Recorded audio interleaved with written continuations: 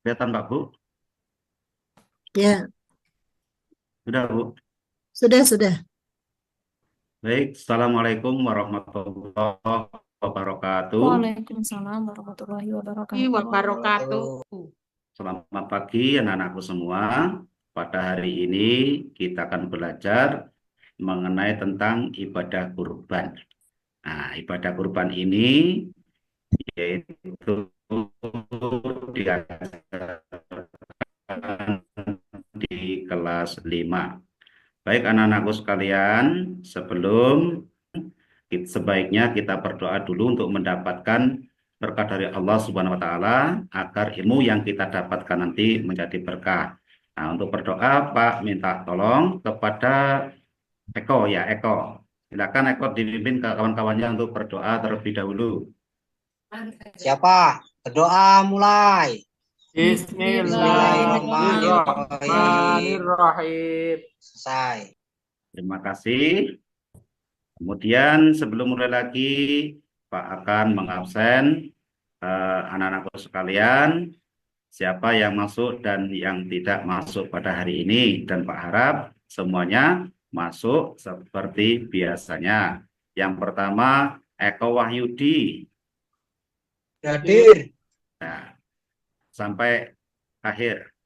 Selanjutnya, anak-anakku sekalian, sebelum kita masuk materi dan Pak menjelaskan tentang ibadah kurban ini, mari kita melakukan penyegaran terlebih dahulu agar kita siap belajar ya. Nanti ketika Pak bilang tepuk 1, yes. Tepuk 2, oke. Tepuk 3, konsentrasi. Tepuk 4, semangat. Tepuk 5, siap belajar. Ingat anak-anakku sekalian? Ingat. Nah, tepuk 1, oh, Oke. tepuk 1, yes. Yes. Tepuk 2, Oke. oke. Oke. Tepuk 3, Konsentrasi. tepuk 4, siap Siap belajar. belajar. Tepuk 5, Siap belajar. belajar. Betul, Salah, ya. Pak. Baik, Kurang, anak-anak Pak. sekalian, eh, setelah belajar tentang ibadah kurban, diharapkan anakku sekalian yaitu mampu yang pertama meyakini ketentuan pelaksanaan ibadah kurban dengan benar. Yang kedua, membiasakan perilaku terpuji, rela berkorban sebagai bukti mengimani ibadah kurban dengan benar. Yang keempat, menjelaskan tentang ketentuan pelaksanaan ibadah kurban dengan benar. Dan yang keempat, menemukan hikmah pelaksanaan kurban dengan benar. Kemudian yang selanjutnya anak-anakku sekalian, ibadah kurban ini secara bahasa ya berasal dari bahasa Arab yaitu qoriba. Nah, qoriba ini artinya adalah dekat atau mendekatkan. Sedangkan menurut istilah, kurban adalah suatu ibadah yang dilakukan dengan menyembelih hewan ternak dengan tujuan mendekatkan diri kepada Allah Subhanahu wa taala. Ingat ya anak-anakku, hewan ternak ya, bukan hewan yang lainnya. Nah, kemudian hukum melaksanakan kurban. Nah, anak-anakku sekalian, apa hukum melaksanakan kurban? Nah, hukum melaksanakan kurban adalah sunnah muakkadah atau sunnah muakkad. Nah, apa sunnah itu? Sunnah yaitu suatu perbuatan yang apabila dikerjakan mendapatkan pahala, apabila tidak ditinggalkan tidak berdosa. Kemudian muakkad itu adalah sangat dianjurkan. Jadi sunnah muakkad adalah sunnah yang sangat dianjurkan atau hukumnya sudah mendekati daripada wajib. Kemudian yang selanjutnya, anak-anakku sekalian, syarat berkurban. Nah, dalam melaksanakan ibadah kurban, tentu ada beberapa kriteria yang harus dipenuhi terlebih dahulu bagi orang yang mau berkurban. Yang pertama, syarat orang yang mau berkurban tentunya harus beragama Islam, ya. Jadi kalau ada orang non-Islam mau berkorban namanya bukan kurban, itu syarat wajib adalah orang yang beragama Islam. Yang kedua, orang yang mau berkorban itu harus berakal. Artinya berakal ini tidak gila ya. Kemudian yang keempat, orang yang berkurban itu balik atau sudah dewasa, dan yang selanjutnya yaitu mampu. Baik anak-anakku sekalian, untuk yang selanjutnya yaitu syarat hewan kurban, seperti tadi yang sudah Pak sampaikan, bahwa hewan yang boleh dijadikan kurban itu adalah hewan ternak ya. Yang pertama adalah hewan kurban seperti unta, sapi atau domba ya.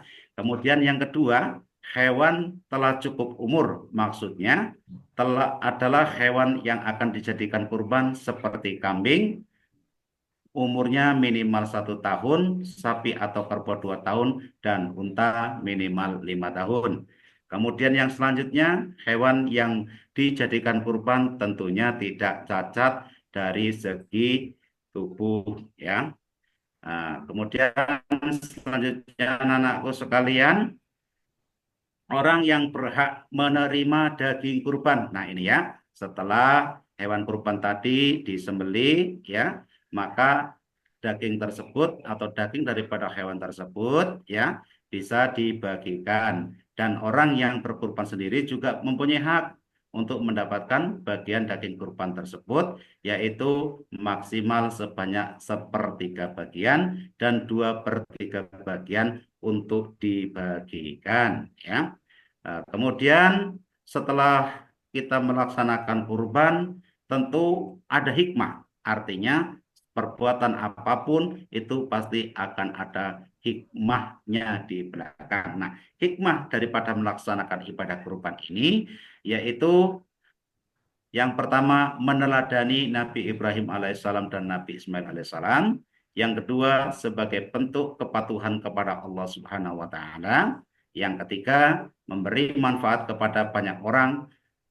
Yang keempat menghilangkan sifat tamak dan rakus dalam diri, dan yang terakhir atau yang kelima melatih diri untuk saling berbagi kepada sesama. Anak-anakku sekalian, tadi Pak belum sampaikan ya, jadi hewan yang boleh dijadikan kurban yaitu yang pertama adalah unta. Nah, unta itu bentuknya seperti ini ya, Nak ya. Nah, ini seperti yang ada pada gambar ini namanya hewan unta. Nah, hewan unta ini boleh dijadikan kurban kalau usianya sudah 5 tahun. Nah, adapun suaranya seperti ini. Kita dengarkan sama. Ini adalah hewan kurban, suaranya seperti itu ya. Kemudian yang kedua yaitu hewan namanya sapi atau kerbau. Nah, pada gambar ini adalah hewan sapi. Ini boleh dijadikan kurban kalau sudah berumur minimal 2 tahun. Suaranya seperti ini. Nah.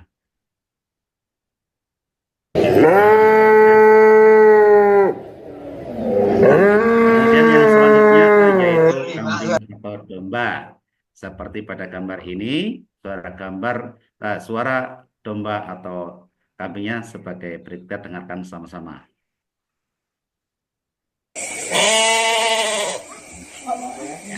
Anak-anak sekalian, demikianlah sudah Pak sampaikan. Sekarang kita bagi tugas ya Nak ya, untuk membuat postur atau menggambar hewan yang dijadikan kurban. Nah, karena ini ada 3 hewan yang boleh dijadikan kurban, maka kita bagi kelompok ya. Kelompok yang pertama, Pak tunjuk langsung saja. Yang pertama kelompoknya Bayu, ya ini nanti menggambar unta. Kemudian kelompoknya Umroni, nah ini nanti menggambar sapi. Kemudian yang ketiga kelompoknya Eko menggambar domba. Ya, bisa anak-anakku untuk menggambar hewan yang dijadikan kurban ini? Bisa Pak, bisa Pak. Bisa, Pak Pak. ya. Nah, ini Pak berikan waktu 15 menit untuk menggambar hewan-hewan tersebut disesuaikan dengan yang Pak berikan tadi, yaitu unta, sapi, dan domba. Setelah waktu beberapa menit berlalu, sudah selesai. Silakan anak-anak untuk gambarnya atau posternya segera dikumpulkan, ya. Mulai dari kelompok yang pertama, ya, mempresentasikan hasil daripada posturnya, disampaikan gambarnya apa, kemudian bisa dijadikan kurban untuk apa, dan kemudian berapa minimal usianya. Oke, kelompok pertama yaitu gambar unta, silakan. Free memory. Yang kedua, sapi, silakan pada kelompok kedua untuk memastikan hasil daripada gambarnya. Kelompok dua, silakan. Free memory. Yang terakhir yaitu kelompok tiga untuk maju ke depan menyampaikan gambar yang sudah selesai dikerjakan, disampaikan kepada teman-temannya. Silakan. Memori. Baik anak-anakku sekalian, tadi kita sudah bersama-sama belajar yaitu mengenai tentang ibadah kurban dan kalian tadi semua sudah bersama-sama bekerja sama dalam kelompok untuk membuat gambar daripada hewan unta, hewan sapi dan juga hewan kambing. Nah, seterusnya Pak mau bertanya ini sama Eko ya. Untuk Eko ini, untuk unta ini bisa dijadikan kurban untuk berapa orang Eko? Unta 7 orang, Pak. Ya, jadi untuk unta ya, bagus, pinter Eko ya, pinter ya, sudah langsung bisa menangkap unta bisa dijadikan korban sebanyak 5 orang. Kemudian sapi, untuk berapa orang Bayu? 7. 7, Pak. 7. Ya, pinter sekali ya, anak Pak ini pinter-pinter. Kemudian yang terakhir, hewan domba atau kambing ini boleh dijadikan untuk korban berapa orang Umroni? Wah, ngantuk kayaknya Umroni ini ya. Ya. Uh, Umroni ngantuk ya. Bentar lagi istirahat. Ya, jadi untuk kambing ini hanya boleh dijadikan korban untuk satu orang ya. Baik, anak-anakku sekalian, itulah materi kita ini. Karena waktunya sedikit, kita lanjutkan ke materinya, materi praktek pada minggu yang akan datang, yaitu dengan praktek penyembelihan hewan kurban dengan menggunakan media boneka seperti sapi, unta, maupun domba. Yang sudah kita pelajari bersama ini dapat diterima dengan baik dan tentunya pengetahuan kita mendapatkan keberkahan dari Allah Subhanahu wa taala. Mari bersama-sama kita tutup pembelajaran pada hari ini dengan mengucapkan lafaz hamdalah bersama. Alhamdulillahirabbil alamin. Jangan lupa anak-anakku sekalian untuk minggu depan membawa media kita akan mengadakan hewan. Demikian saja. Usikum wa nafsi bitaqwallah billahi taufiq hidayah. Wassalamualaikum warahmatullahi wabarakatuh. Waalaikumsalam warahmatullahi wabarakatuh.